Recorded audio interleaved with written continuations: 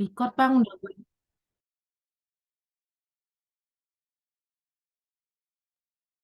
Assalamualaikum warahmatullahi wabarakatuh, Pak Sparta dan teman-teman. Pada kesempatan kali ini kami dari kelompok 4 ingin mempresentasikan tentang liquidity risk atau resiko likuiditas.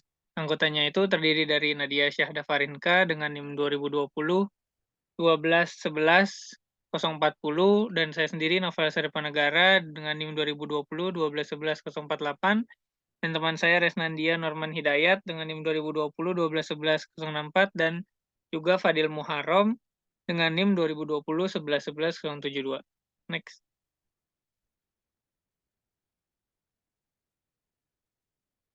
Yang pertama kita akan perkenalan dalam bab liquidity risk ini.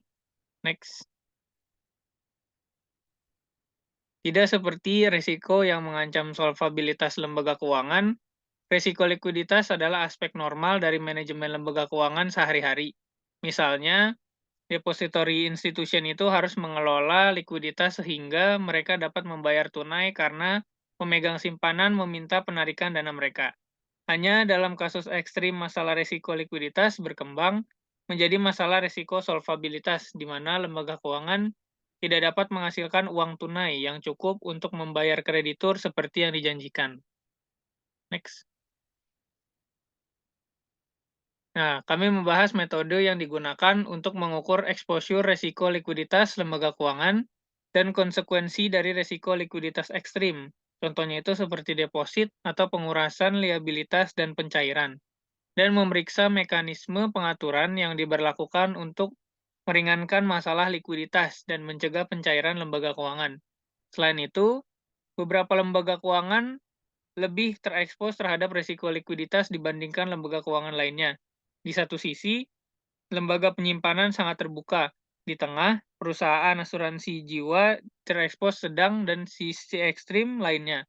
Reksadana, dana lindung nilai atau hedging, dana pensiun, dan perusahaan asuransi kecelakaan properti memiliki eksposur yang relatif rendah. Namun lembaga keuangan ini tentu saja menghadapi beberapa risiko likuiditas. Meskipun fokus pembahasannya adalah risiko likuiditas di lembaga penyimpanan, kami juga membahas aspek unik risiko likuiditas di jenis lembaga lain. Kotak perspektif industri menunjukkan beberapa masalah yang dipertimbangkan oleh JP Morgan Chase dalam mengevaluasi risiko likuiditasnya. Next. Krisis keuangan tahun 2008 sampai 2009 sebagian disebabkan oleh risiko likuiditas. Ketika pasar sekuritas yang didukung hipotek dan hipotek mulai mengalami kerugian besar, pasar kredit membeku dan bank berhenti saling meminjamkan dengan harga apapun kecuali suku bunga semalam yang tinggi. Overnight London Interbank Offer Rate atau suku bunga acuan yang mencerminkan tingkat di mana bank meminjamkan satu sama lain lebih dari 2 kali lipat, naik dari 2,57% pada 29 September tahun 2008 ke tertinggi sepanjang masa yaitu 6,88% pada 30 September 2009. Bank umumnya mengandalkan satu sama lain untuk uang tunai yang dibutuhkan untuk memenuhi kebutuhan likuiditas harian mereka. Suku bunga pinjaman antar bank umumnya rendah karena keyakinan bahwa lembaga keuangan akan saling membayar. Namun, kepercayaan ini rusak selama krisis keuangan. Next. Nah, yang selanjutnya itu ada learning objektif kedua, causes of liquidity risk atau penyebab dari risiko likuiditas. Next. Risiko likuiditas ini muncul karena dua alasan. Pertama, alasan sisi kewajiban dan alasan sisi aset. Alasan sisi liabilitas terjadi ketika pemegang liabilitas lembaga keuangan seperti deposan atau pemegang polis asuransi berusaha untuk segera mencairkan klaim keuangan mereka. Pemegang kewajiban meminta uang tunai dengan menarik simpanan. Lembaga keuangan perlu meminjam dana tambahan atau menjual aset untuk memenuhi penarikan. Aset yang paling liquid adalah uang tunai. Lembaga keuangan menggunakan aset ini untuk membayar pemegang klaim yang ingin menarik dana.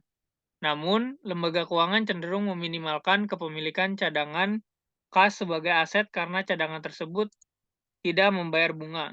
Untuk menghasilkan pendapatan bunga, sebagian besar lembaga keuangan ini berinvestasi pada aset yang kurang liquid atau jatuh temponya lebih lama.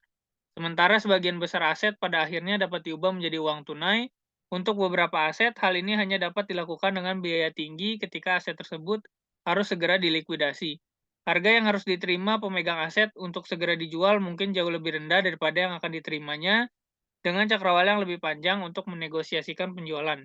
Dengan demikian, beberapa aset hanya dapat dilikuidasi pada harga rendah atau fire sale price yaitu harga yang diterima untuk aset yang harus segera dilikuidasi atau dijual, sehingga mengancam solvabilitas lembaga keuangan. Sebagai alternatif daripada melikuidasi aset, lembaga keuangan dapat membeli atau meminjam dana tambahan.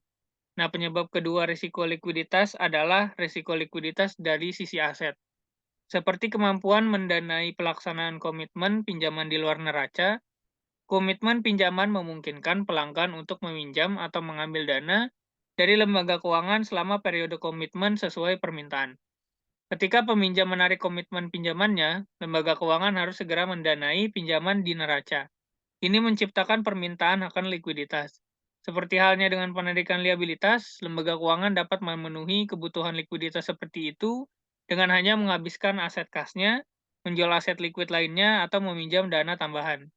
Namun, mengganti simpanan dengan dana yang dibeli mungkin juga mahal, karena dana yang dibeli akan diperoleh dengan tingkat bunga yang relatif lebih tinggi daripada yang dibayarkan pada simpanan yang hilang. Next.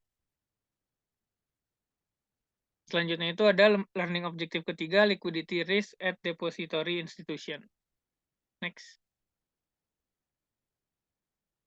Resiko likuiditas sisi liabilitas.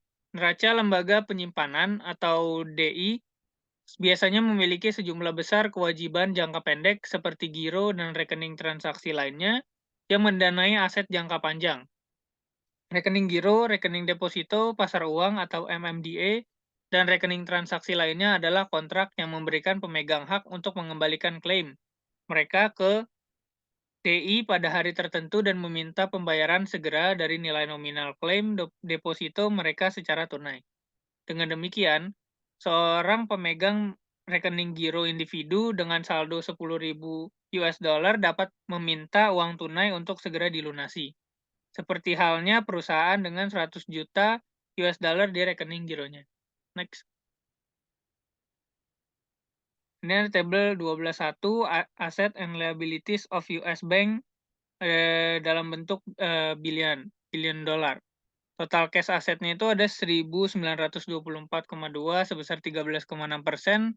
Total sekuritasnya itu ada 4.024 sebesar 27,31% dan total pinjamannya 7.612,2 yaitu sebesar 51,65% dan aset lainnya sebesar 1.176,2 yang sebesar 7,98% dengan total aset 14.736,6 US dollar.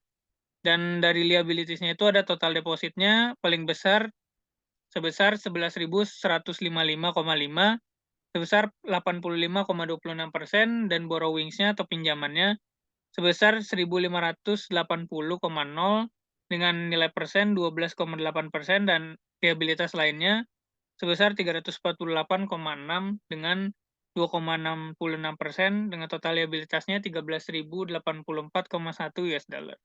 Next.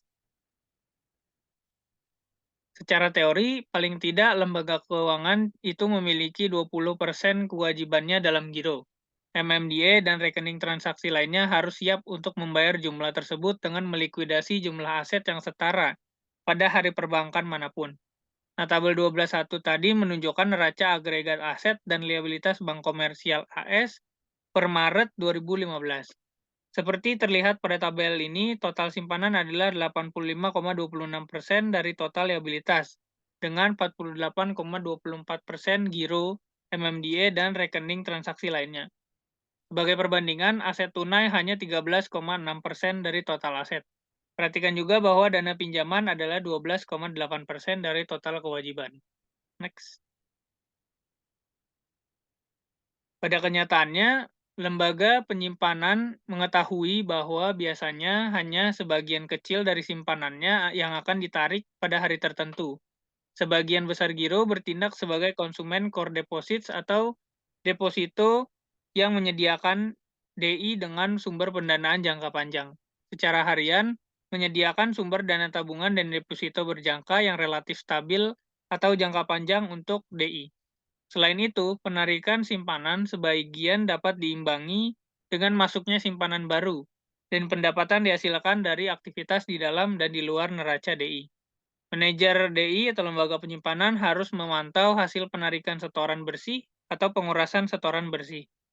Secara khusus, dari waktu ke waktu, seorang manajer DI biasanya dapat memprediksi dengan tingkat akurasi yang baik distribusi probabilitas dari saluran deposit bersih atau perbedaan antara penarikan deposit dan penambahan deposit pada hari perbankan normal tertentu. Next. Nah, ini ada figur 12.1 tentang distribusi of net deposit drain. Next. Pada gambar tadi ada dua kemungkinan distribusi yang ditunjukkan. Pada panel A, dari gambar 12.1, distribusi diasumsikan sangat memuncak pada tingkat penarikan deposit bersih 5%. DI ini memperkirakan sekitar 5% dari dana deposit bersihnya akan ditarik pada hari tertentu dengan probabilitas tertinggi. Asumsikan juga bahwa distribusi memiliki standar deviasi 1%. Jika distribusinya normal, kita dapat menyatakan dengan keyakinan 95% bahwa tingkat penarikan deposito akan berada di antara 3-7%, yaitu plus atau minus 2 standar deviasi. DI di panel A memiliki rata-rata atau diharapkan pengurasan positif bersih pada simpanan, sehingga dana simpanan baru dan arus kas lainnya diharapkan tidak cukup untuk mengimbangi penarikan simpanan. Sisi kewajiban neracanya berkontraksi. Next. Nah, agar lembaga penyimpanan ini tumbuh, lembaga penyimpanan harus memiliki rata-rata atau rata-rata pengurasan deposit sehingga dana deposit baru lebih banyak daripada penarikan depositnya atau offset. Dengan demikian, puncak bersih distribusi probabilitas deposit drain akan berada pada titik di sebelah kiri 0. Lihat minus 2% pada panel B pada gambar 12.1, di mana distribusi aliran simpanan bersih memuncak pada minus 2%, atau lembaga keuangan menerima arus kas masuk bersih dengan probabilitas tertinggi. Next.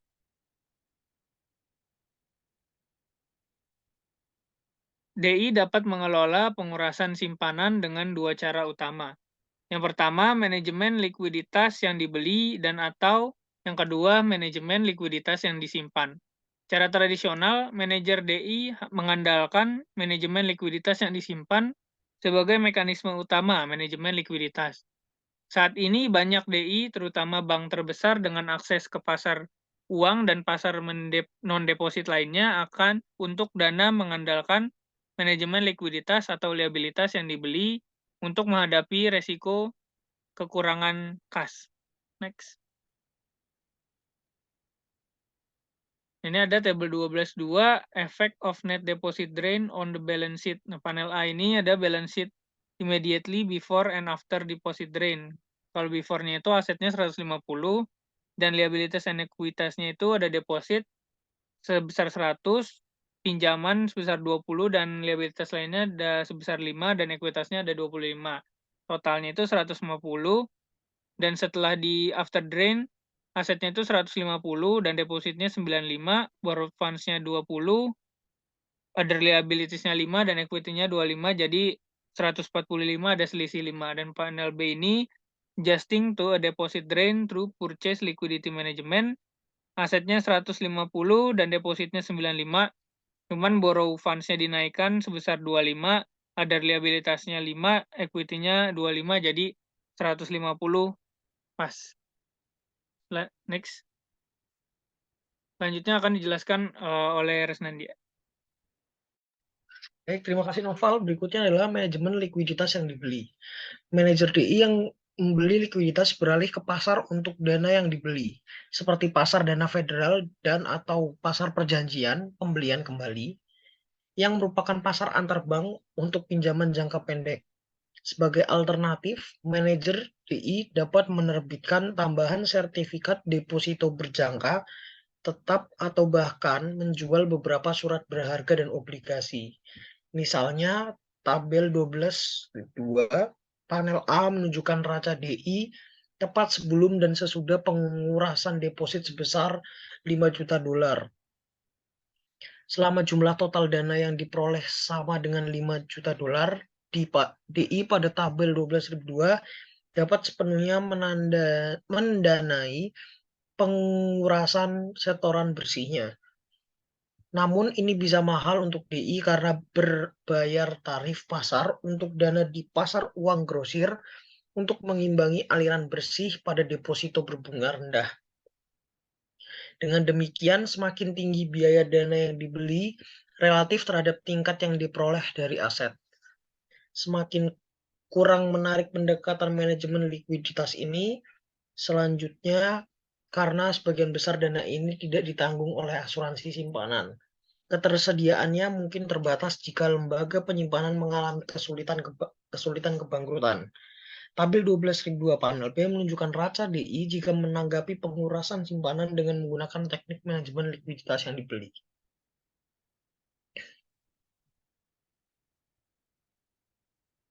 Perhatikan bahwa membeli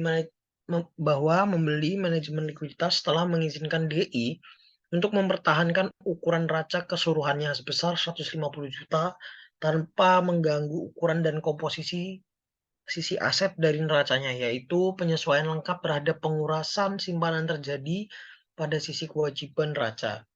Dengan kata lain, manajemen likuiditas yang dibeli dapat melindungi sisi aset neraca dari aliran normal di sisi kewajiban neraca. Ini adalah salah satu alasan untuk pertumbuhan yang sangat besar dalam beberapa tahun terakhir dari teknik manajemen likuiditas yang dibeli oleh FI dan pasar dana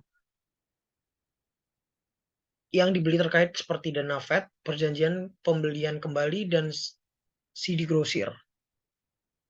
Kami menjelaskan dan membahas instrumen ini secara lebih rinci di bab 18.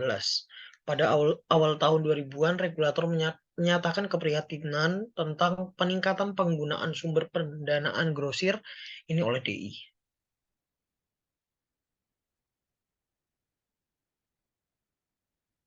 Alih-alih memenuhi pengurasan deposit bersih dengan beli likuiditas di pasar uang grosir, DI dapat menggunakan manajemen likuiditas yang disimpan. Artinya, FI bisa melikuidasi sebagian asetnya, memanfaatkan likuiditas yang tersimpan secara tradisional di AS, hanya menyimpan cadangan kas di Federal Reserve dan di brankas mereka untuk tujuan ini.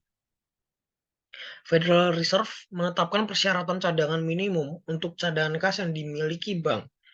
Meski demikian, DI masih cenderung menyimpan cadangan kas lebih dari jumlah minimum yang dibutuhkan untuk memenuhi pengurasan likuiditas. Perusahaan sekuritas dan investor institusi menggunakan pasar perjanjian pembelian kembali secara ekstensif untuk tujuan manajemen likuiditas. Seperti yang ada di tabel 12.3, komposisi saldo DI. Di panel A, neraca sesaat sebelum pengurasan deposit. Aset lainnya sebesar 138 dicoba dengan aset yang sebelumnya menjadi 150. Lalu di liabilitas dan ekuitas, deposito 100, dana pinjaman 20, kewajiban yang lain sebesar 5, dan ekuitas 25. Di jumlah 150 sehingga menjadi balance. Lalu pada panel B, udah lanjut aja nggak apa-apa. Lanjut aja nggak apa-apa. Misalkan dalam contoh kita, bahwa di sisi aset neraca, DI biasanya menyimpan 12 juta dolar. Asetnya dalam bentuk tunai, di mana 4 juta dolar adalah untuk memenuhi persyaratan cadangan minimum Federal Reserve, dan 8 juta dolar adalah dalam bentuk kas kelebihan menyimpan. Kami menggambarkan situasi sebelum net drain, kewajiban pada tabel 12.3 panel A, saat deposan menarik deposito sebesar 5 juta dolar. DI dapat memenuhinya secara langsung dengan menggunakan kelebihan kas yang disimpan di berangkasnya atau ditahan di deposito di DI lain atau di Federal Reserve. Jika pengurangan sebesar 5 juta dolar dalam kewajiban simpanan dipenuhi dengan pengurangan sebesar 5 juta dolar dalam aset kas yang dipegang oleh DI, rasanya akan seperti yang ditunjukkan pada tabel 12.3 panel B ketika DI menggunakan kasnya sebagai mekanisme penyesuaian likuiditas. Kedua sisi kontrak Neracanya dalam contoh ini, total aset dan kewajiban DI menyusut dari 150 menjadi 145 juta. Biaya DI dari menggunakan likuiditas yang disimpan selain dari penurunan ukuran aset adalah bahwa ia harus menyimpan kelebihan aset tingkat rendah dalam bentuk uang tunai di neracanya. Dengan demikian, biaya penggunaan uang tunai untuk memenuhi kebutuhan likuiditas adalah pengembalian yang hilang atau biaya peluang karena tidak dapat menginvestasikan dana ini dalam pinjaman dan aset pada penghasilan tinggi lainnya. Akhirnya, perhatikan bahwa sementara manajemen likuiditas yang disimpan dan manajemen likuiditas yang dibeli adalah strategi alternatif untuk memenuhi pengurasan deposit. DI dapat menggabungkan kedua metode tersebut dengan menggunakan beberapa manajemen likuiditas yang dibeli dan beberapa manajemen likuiditas yang disimpan untuk memenuhi kebutuhan likuiditas.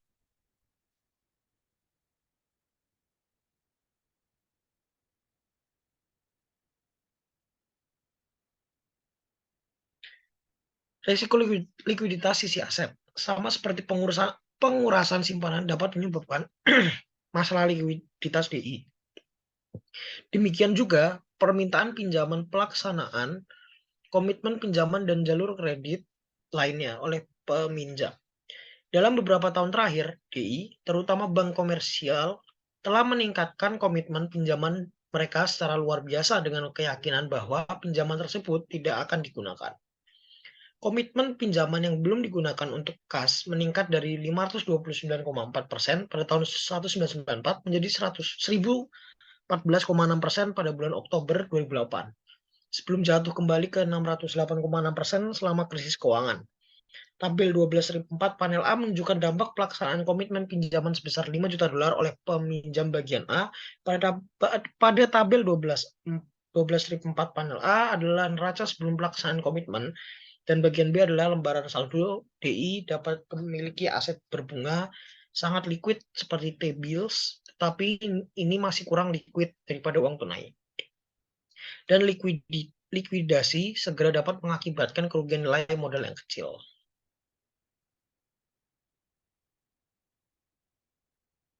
Berikut adalah tabelnya.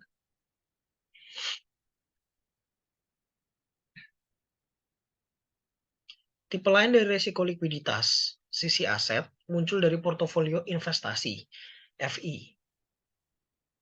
Secara khusus, perubahan suku bunga yang tidak terduga dapat menyebabkan nilai portofolio investasi berfluktuasi secara signifikan. Jika suku bunga meningkat, nilai portofolio sekuritas investasi turun dan kerugian besar dalam nilai portofolio dapat terjadi. Lihat bab 15 tentang risiko pasar. Selanjutnya ada risiko likuiditas di pasar tertentu akan memburuk karena pedagang pasar ingin menjual dan tidak ada yang mau membeli. Dikatakan bahwa perkembangan teknologi dan lainnya telah menyebabkan peningkatan yang stabil dalam likuiditas pasar keuangan.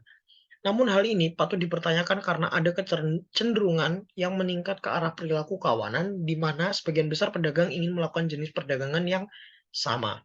Seperti penjualan pada waktu tertentu selama aksi jual, likuiditas mengering dan sekuritas investasi hanya dapat dijual dengan harga obral. Hasilnya adalah penurunan nilai portofolio investasi dan peningkatan risiko likuiditas bagi FI.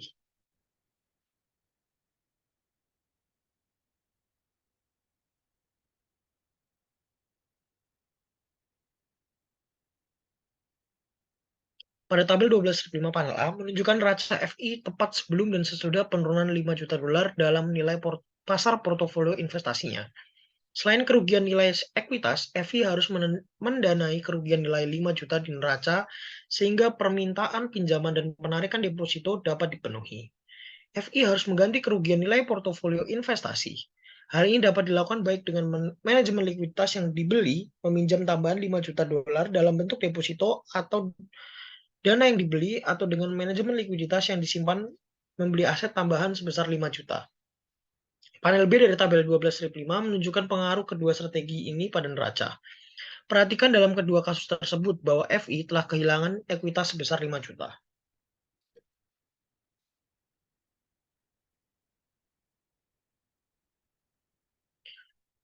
Mengukur eksposur risiko likuiditas DI. Cara pertama untuk mengukur eksposur risiko likuiditas adalah dengan menentukan kesenjangan pembiayaan DI.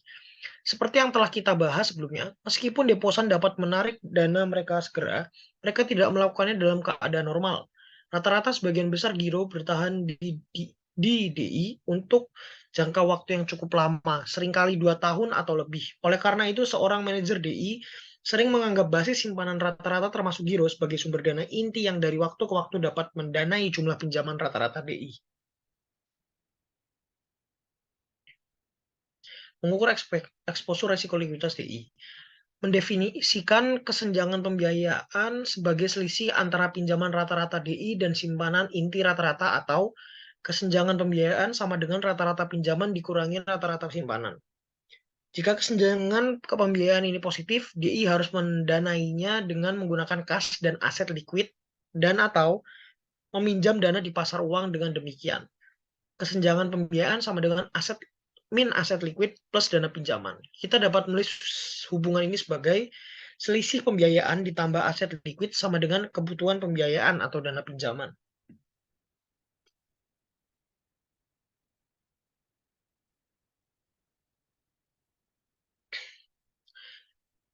Seperti yang diungkapkan, dengan cara ini likuiditas dan implikasi manajerial dari kebutuhan pembiayaan, kesenjangan pembiayaan ditambah aset likuid DI adalah bahwa tingkat simpanan dan pinjaman inti serta jumlah aset likuid menentukan kebutuhan pinjaman atau dana yang dibeli DI secara khusus.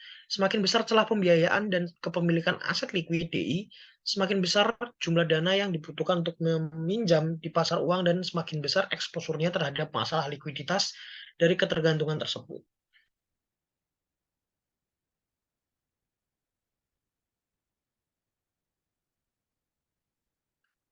Risiko likuiditas DI timbul dari pelaksanaan bisnis yang sedang berlangsung seperti penarikan simpanan atau dari permintaan pinjaman baru dan kebutuhan selanjutnya untuk memenuhi permintaan tersebut melalui likuiditas aset atau meminjam dana. Oleh karena itu, pengukuran eksposur risiko likuiditas kedua yang mungkin digunakan manajer DI adalah mengukur posisi likuiditas di setiap hari jika memungkinkan.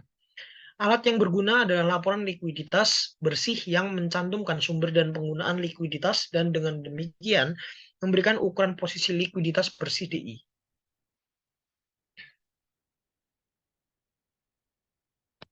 Cara ketiga untuk mengukur exposure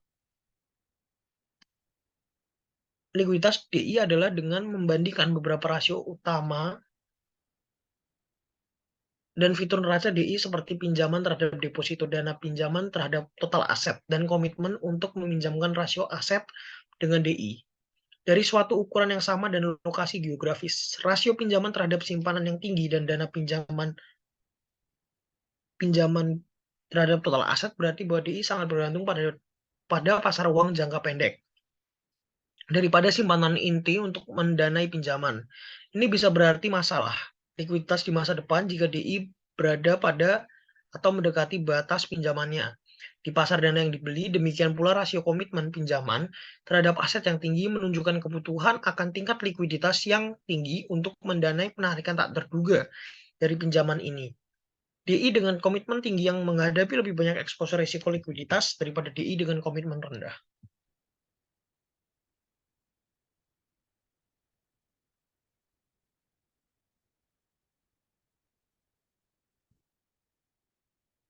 Perbandingan rasio peer group. Tabel 12-8 mencantumkan nilai Maret 2015 dari rasio ini untuk dua bank, Northern Trust Bank atau NT dan Bank of America atau BOA. BOA, Bank Pusat Uang, lebih mengandalkan dana pinjaman daripada NT.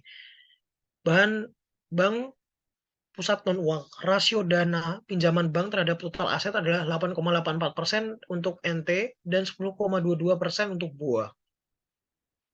Selanjutnya, rasio pinjaman terhadap simpanan masing-masing adalah 36,94% dan 68,07% untuk NT dan BOA. Sebagai bank pusat uang utama, BOA mendapatkan lebih banyak pendanaan pinjaman dari pasar dana pinjaman daripada pasar deposito. Northern Trust Bank pusat non uang yang lebih kecil menggunakan deposito lebih banyak daripada dana pinjaman yang mendanai pinjamannya. Hasilnya adalah buah memiliki risiko likuiditas yang lebih besar daripada NT. Rasio simpanan inti bank simpanan stabil FI seperti giro. Selanjutnya akan dibacakan oleh Nadia.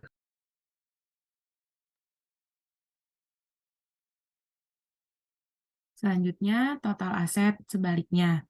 Masing-masing sebesar 35,77% dan 71,24% untuk NT dan BOA. Sementara BOA menggunakan lebih banyak dana pinjaman daripada NT. Lebih dari separuh simpanan NT adalah rekening luar negeri daripada simpanan inti dalam negeri. Jadi, sementara BOA mendapatkan lebih banyak dana liquid dari pasar dana pinjaman daripada NT. BOA memiliki pasokan simpanan stabil yang jauh lebih besar untuk membatasi risiko likuiditas DI. Selanjutnya, NT memiliki rasio komitmen pinjaman atau jalur kredit terhadap total aset sebesar 33,37%, sedangkan BOA memiliki rasio yang jauh lebih besar yaitu 47,13%. Jika komitmen ini dihapuskan, BOA harus memberikan uang tunai untuk memenuhi komitmen ini lebih dari NT.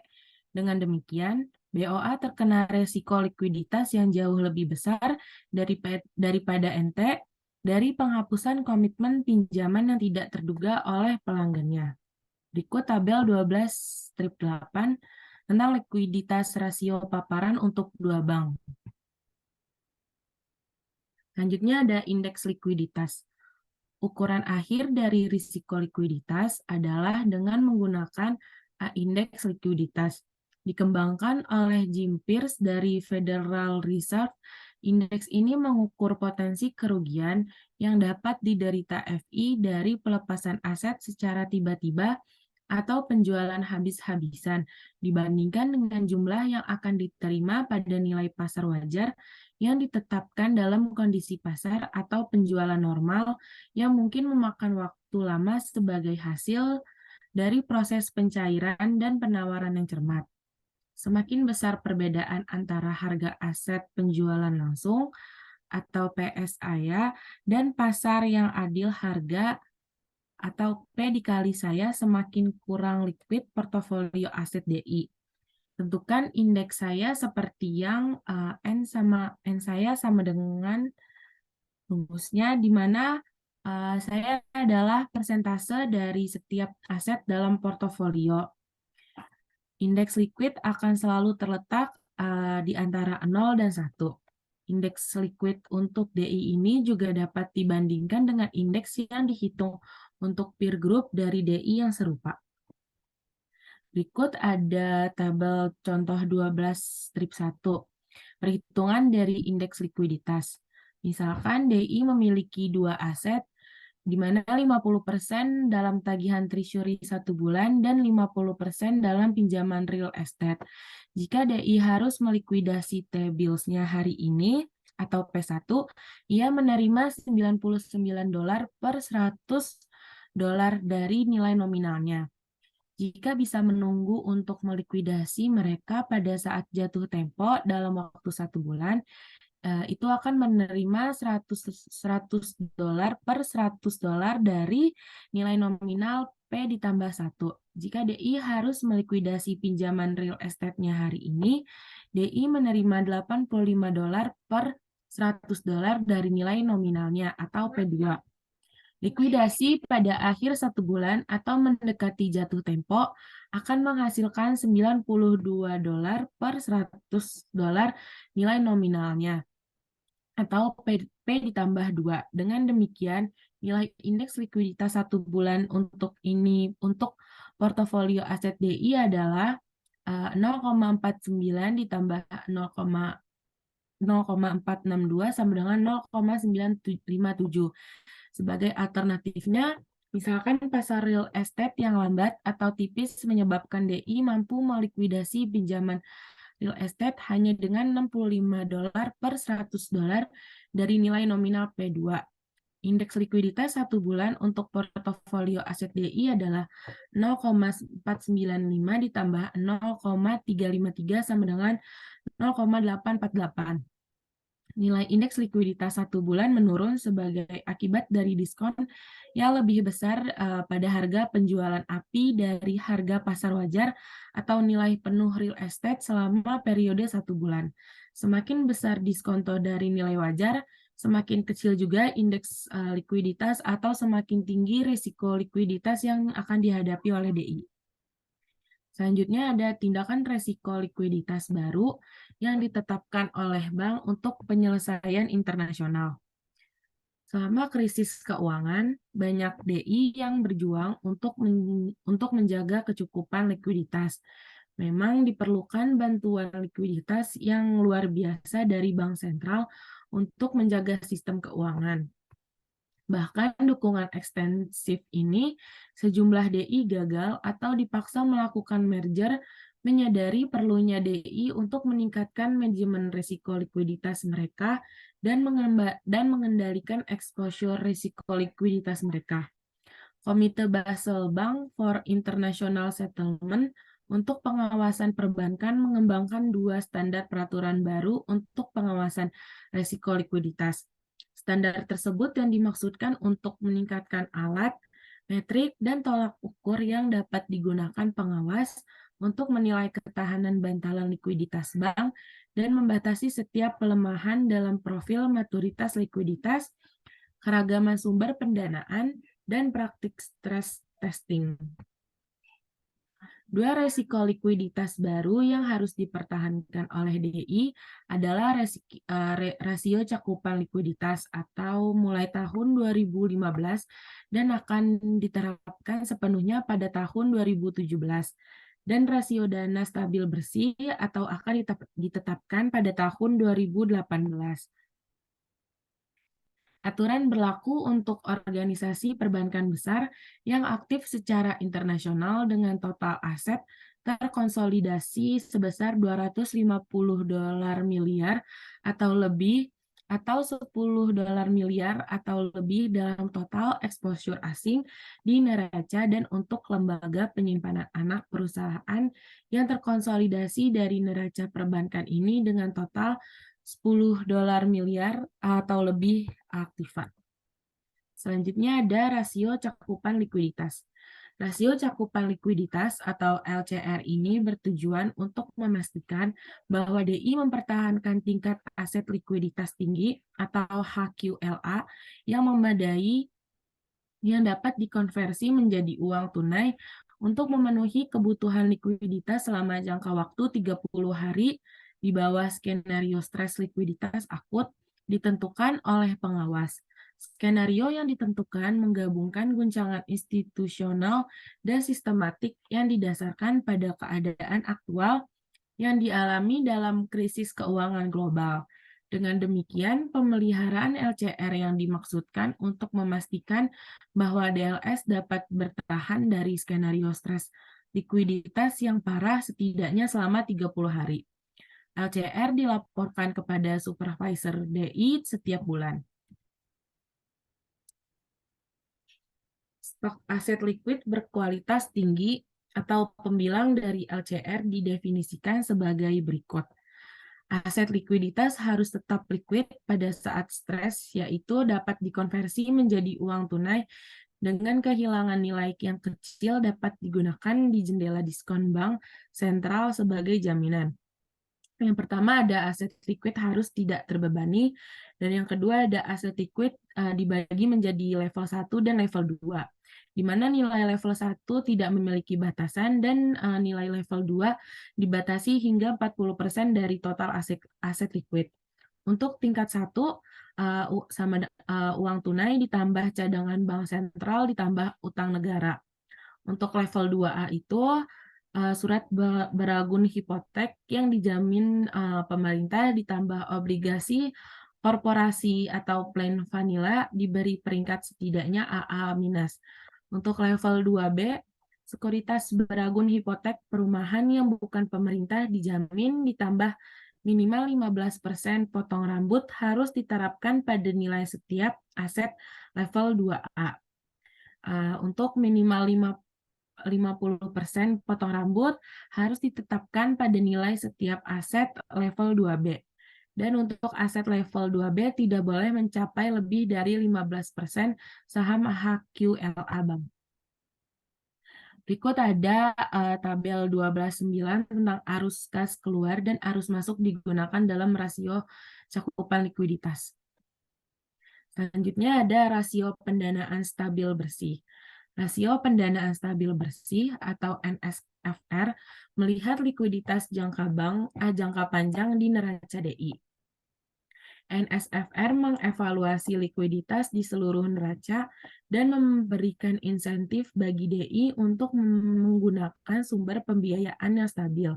Rasio likuiditas jangka panjang ini mensyaratkan jumlah minimum pendanaan stabil yang diadakan selama jangka waktu 1 tahun berdasarkan faktor risiko likuiditas yang ditetapkan untuk exposure likuiditas aset on dan off balance sheet. NSFR minimum yang stabil. Ini membatasi ketergantungan pada pendanaan grosir jangka pendek yang merupakan masalah besar dalam krisis keuangan. Pada dasarnya itu, pendanaan yang stabil dicari untuk semua aset dan sekuritas yang tidak liquid yang dimiliki, di mana pendanaan yang stabil didefinisikan sebagai pembiayaan sekuritas dan kewajiban yang diharapkan menjadi sumber dana yang dapat diandalkan selama jangka waktu 1 tahun.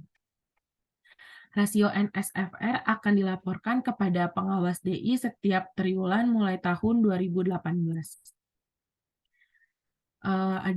Selanjutnya ada tabel 12.10 tentang komponen pendanaan stabil yang tersedia dan faktor ASF terkait.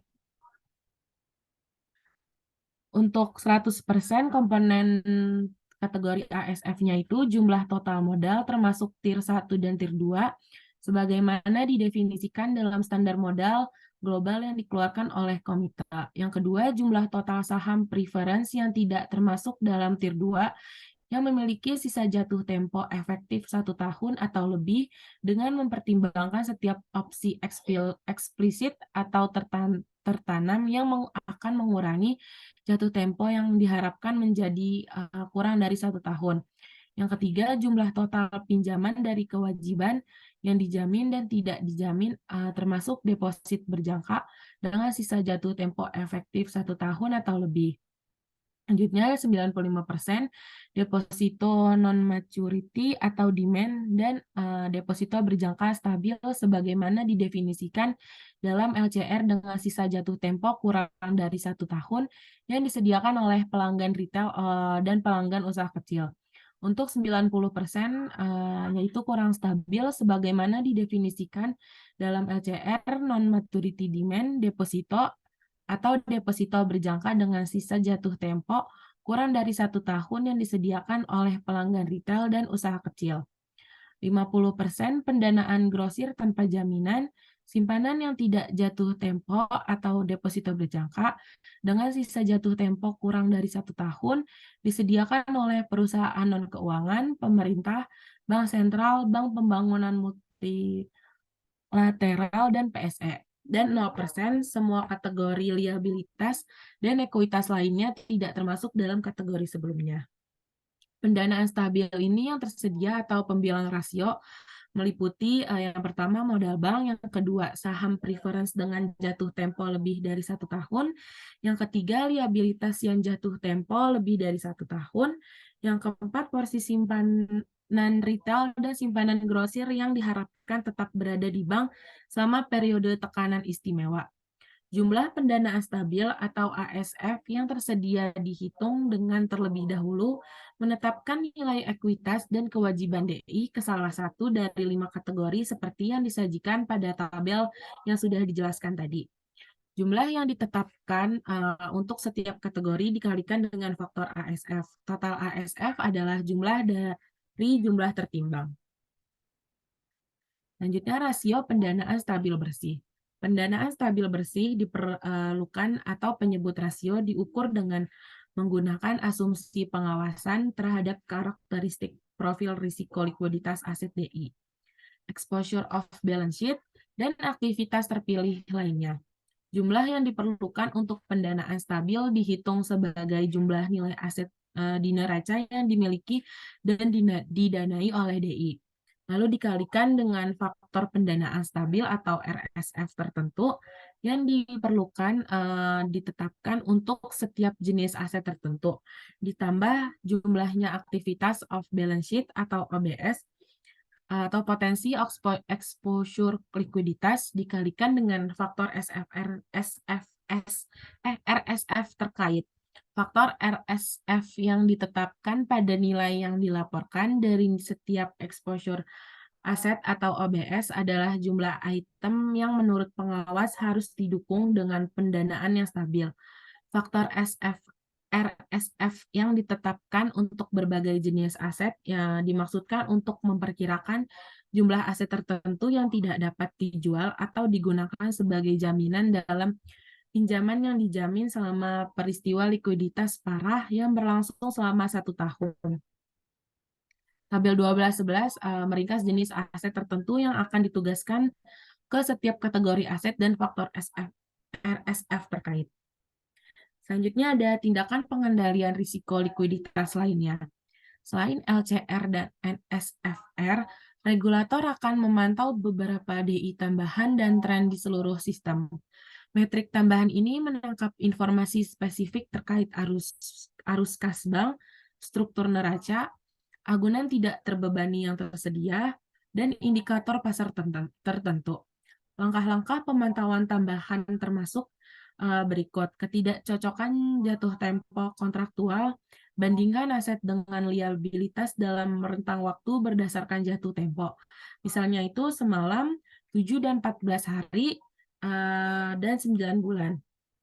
Dan seterusnya. Data ketidakcocokan jatuh tempo harus diberikan kepada pengawas DI secara berkala konsentrasi pendanaan. Identifikasi sumber-sumber pendanaan grosir yang sangat penting, sehingga penarikan dana ini dapat memicu masalah likuiditas. Aset tidak terbebani yang tersedia, identifikasi kuantitas dan karakteristik utama, termasuk denominasi mata uang dan lokasi dari aset bank yang tidak terbebani yang tersedia. Aset-aset ini berpotensi untuk digunakan sebagai agunan untuk mendapatkan tambahan pendanaan yang dijamin di pasar sekunder atau memenuhi syarat di bank sentral. Dengan demikian berpotensi menjadi sumber tambahan likuiditas bagi bank. LCR menurut mata uang signifikan, pantau LCR dalam mata uang yang signifikan. Hal ini akan memungkinkan DI dan supervisor untuk melacak potensi masalah ketidakcocokan mata uang yang dapat muncul. Selanjutnya ada perencanaan likuiditas. Rencana likuiditas memiliki sejumlah komponen. Komponen pertama adalah penggambaran rincian dan tanggung jawab manajerial. Tanggung jawab diberikan kepada personel manajemen kunci jika terjadi krisis likuiditas. Badan pengatur adalah Federal Reserve dan FDIC. Rencana likuiditas juga menentukan bidang tanggung jawab manajerial dalam mengungkapkan informasi kepada publik termasuk deposan. Komponen kedua dari rencana likuiditas adalah daftar rinci penyedia dana yang kemungkinan besar akan menarik serta pola penarikan dana. Misalnya, dalam suatu krisis lembaga keuangan seperti reksadana dan dana pensiun lebih mungkin daripada bank koresponden dan perusahaan kecil untuk menarik dana dengan cepat dari bank dan penghematan. Pada gilirannya, bank koresponden dan perusahaan kecil lebih mungkin daripada deposan individu untuk menarik dana dengan cepat. Hal ini membuat exposure likuiditas sensitif terhadap pengaruh perubahan komposisi pendanaan di masa mendatang. Selanjutnya, DI menghadapi penarikan simpanan musiman yang sangat besar pada kuartal sebelum Natal. Komponen ketiga dari perencanaan likuiditas adalah identifikasi besarnya potensi simpanan dan penarikan dana dalam berbagai rentang waktu di masa depan, serta sumber pendanaan pasar swasta alternatif untuk memenuhi penarikan tersebut.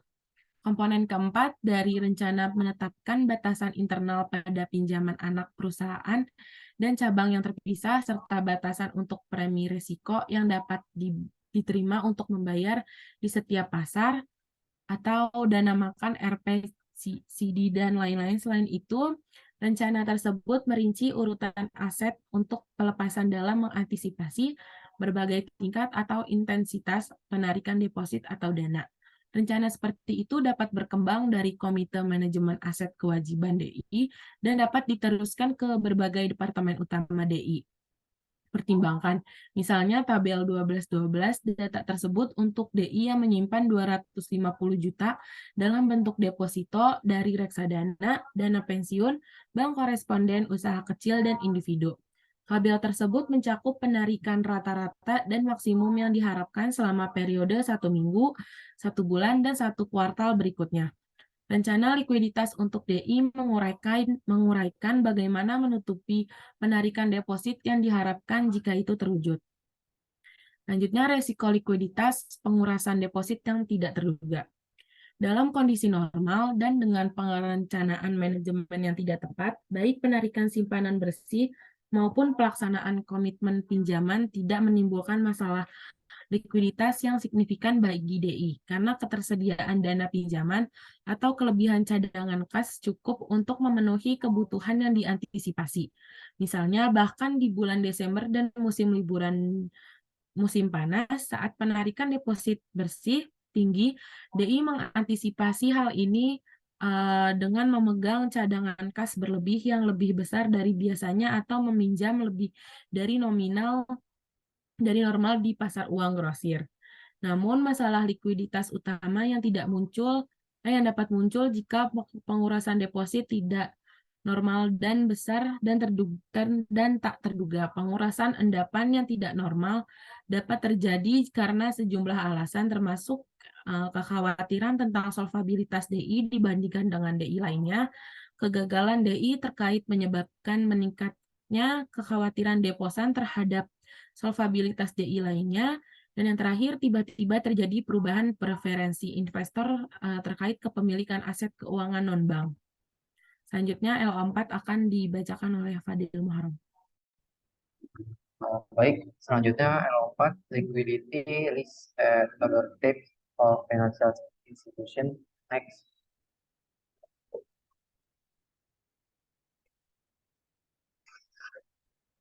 Perusahaan asuransi jiwa. Lembaga penyimpanan bukan satu-satunya LK yang terpapar risiko likuiditas atau mengalami masalah. Perusahaan asuransi jiwa menyimpan cadangan kas dan aset likuid lainnya untuk memenuhi pembatalan polis atau penyerahan dan kebutuhan modal kerja lainnya yang muncul sama perusahaan asuransi. Pembatalan ini hasil polis asuransi dalam penanggung harus membayar tertanggung oleh penyerahan polis itu. Next. Dalam kegiatan bisnis normal, pendapatan premi dan pengembalian portofolio aset perusahaan asuransi cukup untuk memenuhi arus kas keluar yang diperlukan saat pemegang polis menguangkan atau menyerahkan polis mereka lebih awal. Distribusi atau pola pendapatan premi dikurangi likuidasi pemegang polis biasanya dapat diperkirakan. Namun, ketika pendapatan premi tidak cukup untuk memenuhi penyerahan, perusahaan asuransi jiwa dapat menjual beberapa asetnya yang relatif liquid seperti obligasi pemerintah. Dalam hal ini, obligasi berperan sebagai penyangga atau aset cadangan sumber likuiditas bagi penanggung. Next. Namun demikian, kekhawatiran tentang solvabilitas perusahaan asuransi dapat mengakibatkan hilangnya pendapatan premi baru dan pemegang polis yang ada berusaha untuk membatalkan polis mereka dengan mencarikan lebih awal. Untuk memenuhi permintaan uang tunai yang luar biasa, perusahaan asuransi jiwa dapat dipaksa untuk melikuidasi aset lain dalam portofolionya, seperti pinjaman hipotek komersial dan sekuritas lainnya, yang berpotensi dengan harga penjualan yang tinggi. Likuidasi aset paksa dapat mendorong perusahaan asuransi ke dalam kebangkrutan.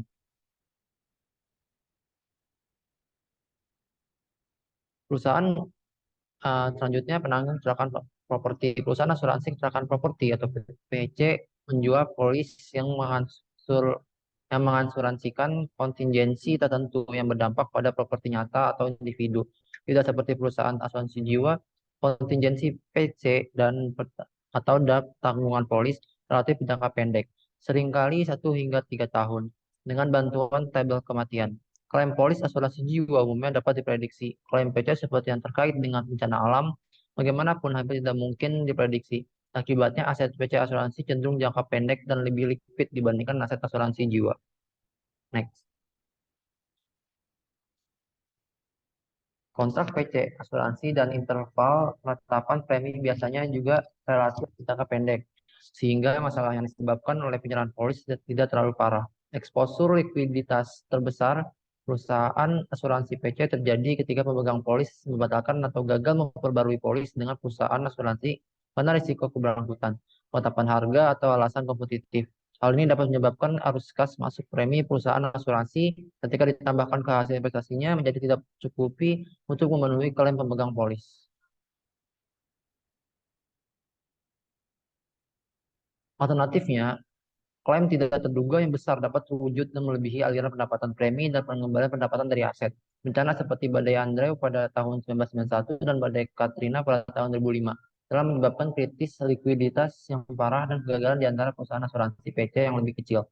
Yang lebih baru adalah hampir gagal raksasa asuransi AIG yang pada akhir musim panas 2008 dilanda kerugian 18 miliar dolar dari jaminan Credit Default Swap CDS, tulisnya pada derivatif hipotek. Karena nilai sekuritas utang hipotek menurun, AIG terpaksa memposting lebih banyak agunan untuk memberi sinyal kepada rekanan kontrak CDS bahwa ia dapat melunasi jaminan hipotek yang ditulisnya. Terlepas dari tindakan AIG ini, Standard dan Poor's mengumumkan akan menurunkan peringkat kredit AIG. Next, penurunan peringkat mengharuskan AIG untuk membukukan jaminan tambahan sebesar 14,5 miliar dolar karena tidak dimilikinya. AIG melakukan pendekatan yang belum pernah terjadi sebelumnya ke Federal Reserve dengan mencari 40 miliar dolar dalam pembiayaan jangka pendek. Perusahaan mengumumkan bahwa intensitas pembiayaan didanai oleh Federal Reserve Bank of New York dan AIG telah membeli 46,1 miliar dolar dalam sekuritas utang kompleks yang diasuransikan oleh AIG. Kesepakatan itu juga mencakup restrukturisasi yang lebih luas dari bailout AIG oleh pemerintah federal, yang awalnya mencakup pinjaman jembatan senilai 85 miliar dolar dan pembiayaan Fed sebesar 37,8 miliar dolar. Next. Investment Fund. Dana investasi seperti reksadana dan dana lindung nilai menjual saham sebagai kewajiban kepada investor dan menginvestasikan hasilnya dalam aset seperti obligasi dan ekuitas. Dana ini bersifat open end atau close end. Dana close end menerbitkan sejumlah saham tertentu sebagai kewajiban, kecuali dana penerbit memilih untuk membelinya kembali. Jumlah saham yang beredar tidak berubah. Dana open end yaitu mereka dapat menerbitkan persediaan saham yang tidak terbatas kepada investor. Dana terbuka juga bersiap untuk membelikan kembali saham yang diterbitkan sebelumnya dari investor dengan harga pasar saat ini untuk saham dana tersebut. Jadi pada harga pasar tertentu, pasokan saham dana open end elastis sempurna. Harga di mana dana investasi terbuka siap untuk menjual saham baru atau menembus saham yang ada adalah nilai aktiva bersih atau NAB dari dana tersebut. Next. NAB adalah nilai saat ini atau nilai pasar dari aset dana dibagi dengan jumlah saham dalam dana tersebut. Kesediaan dana investasi untuk menyediakan likuiditas instan kepada pemegang saham saat menginvestasikan dana dalam ekuitas, obligasi, dan instrumen jangka panjang lainnya dapat memanfaatkan pada masalah likuiditas yang serupa dengan yang dihadapi bank, penghematan, dan perusahaan asuransi jiwa ketika jumlah penarikan atau saham reksadana yang diuangkan meningkat ke tingkat tinggi yang tidak normal dan tidak terduga. Memang dengan dana investasi dapat mengalami likuiditas yang dramatis jika investor menjadi gugup tentang NAB aset reksadana. Namun, perbedaan mendasar dalam cara kontrak dana investasi dinilai dibandingkan dengan penilaian deposit DI dan kontrak polis asuransi mengurangi insentif bagi pemegang saham dana untuk terlibat dalam pelarian. Secara khusus, jika dana investasi akan dilikuidasi, asetnya akan didistribusikan kepada pemegang saham dana secara pro rata daripada basis first serve yang digunakan di bawah kontrak deposito dan asuransi. Next. Untuk mengilustrasikan perbedaan ini, kita dapat langsung membandingkan insentif bagi investor dana investasi untuk terlibat dalam pelarian dengan deposan DI. Tabel 12-13 menunjukkan neraca sederhana reksadana terbuka dan DI. Ketika mereka merasa bahwa aset DI dinilai di bawah kewajibannya, deposan memiliki insentif untuk menjalankan DI untuk menjadi yang pertama menarik diri. Dalam contoh di tabel 12-13 hanya 90 deposan pertama yang akan menerima $1 kembali untuk setiap $1 yang disetorkan. 10 orang terakhir tidak akan menerima apapun. Berikut tabel 12/13 run incentive of the depositor versus investment fund investor. Di next. Sekarang pertimbangkan reksadana dengan 100 pemegang saham yang masing-masing menginvestasikan $1 dengan total $100, tetapi asetnya bernilai $90. Jika para pemegang saham ini mencoba menguangkan saham mereka, tidak akan menerima $1. Sebaliknya, reksadana menilai kewajiban neracanya berdasarkan nilai pasar. Harga setiap saham yang dilikuidasi oleh investor adalah P sama dengan value of asset dibagi share outstanding sama dengan net asset value. Jadi tidak seperti kontrak deposito yang memiliki nilai tetap $1, nilai saham reksadana mencerminkan perubahan nilai asetnya dibagi dengan jumlah saham yang beredar. Pada tabel 12/13, nilai klaim setiap pemegang saham adalah P $90 dibagi 100 sama dengan $0,90. Di next. Ini bukan untuk mengatakan bahwa reksadana tidak menanggung risiko likuiditas. Reksadana pasar uang atau MMMFS mengalami risiko likuiditas yang luar biasa pada awal krisis keuangan. Pada tanggal 16 September 2008, satu hari setelah Lehman Brothers mengajukan kebangkrutan, Reserve Primary Fund dana pasar uang tertua di Amerika Serikat mengalami penurunan saham menjadi 97 sen, di bawah nilai buku $1. Setelah menghapus utang yang terbitkan oleh Lehman Brothers, kecemasan investor yang dihasilkan tentang dana primer cadangan menyebar ke dana lain, dan investor di seluruh industri melikuidasi saham MMF mereka. Hanya dalam 1 minggu, investor melikuidasi $170 miliar dari total industri $4 triliun yang diinvestasikan dalam MMF. Sebagai tanggapan, pada 19 September, pemerintah federal mengalami langkah untuk memulihkan kepercayaan pada industri MMF. Secara khusus, Departemen Keuangan membuka program penjaminan sementara untuk MMF yang memberikan pertanggungan hingga $50 miliar kepada pemegang saham MMF untuk jumlah dana yang mereka pegang pada penutupan bisnis hari itu. Selanjutnya, pada bulan Juli 2014, SEC mengadopsi aturan baru untuk mengatasi risiko investor lari pada reksadana pasar uang. Aturan baru membutuhkan nilai aset bersih mengambang atau NAB untuk dana pasar uang utama institusional. Perubahan ini memungkinkan harga saham harian reksadana ini berfluktuasi seiring dengan perubahan nilai pasar aset reksadana. Menggunakan NAF akan mengurangi risiko berjalannya dana pasar uang dan menyediakan alat baru yang penting yang akan membantu lebih melindungi investor dan sistem keuangan. Next. Beberapa krisis likuiditas terbesar yang dialami oleh LK baru ini terjadi dengan dana lindung nilai, yang merupakan dana investasi yang sangat terspesialisasi dengan jumlah investor yang terbatas, biasanya 100 atau kurang. Misalnya pada musim panas 2007, dua hedge fund Bear Stearns yang mengalami kerugian besar atas investasi di pasar subprime mortgage. Kedua dana tersebut mengajukan kebangkrutan pada musim buku 2007. Nilai pasar Bear Stearns sangat terpukul akibat kerugian ini. Kerugian menjadi begitu besar sehingga pada Maret 2008, Bear Stearns berjuang untuk membiayai operasi sehari-harinya. Desas-desus tentang krisis likuiditas Bear Stearns menjadi kenyataan karena investor mulai dengan cepat menjual saham mereka dan menguras sedikit aset likuid yang tersisa dari perusahaan. Itu adalah hari besar pertama di FIAS sejak depresi hebat. Bear Stearns tidak punya pilihan selain menjual diri mereka sendiri kepada penawar tertinggi untuk menghindari pernyataan kebangkrutan atau penutupan total dan meninggalkan investor dengan tangan kosong. JP Morgan Chase membeli perusahaan tersebut sehingga $236 juta. Peserta langit biasa di New York juga bernilai lebih dari $2 miliar. Next. Saya kembalikan kepada Bung Eza. Silakan, Bung. Terima kasih Bung Fadil atas akhir dari presentasinya. Karena kita sudah di ujung dari presentasi dan waktu sudah menunjukkan pukul 6 di mana sudah mulai azan maghrib. Apakah ada tambahan dari Noval Yasar, Nadia Syahda maupun Fadil Muharram?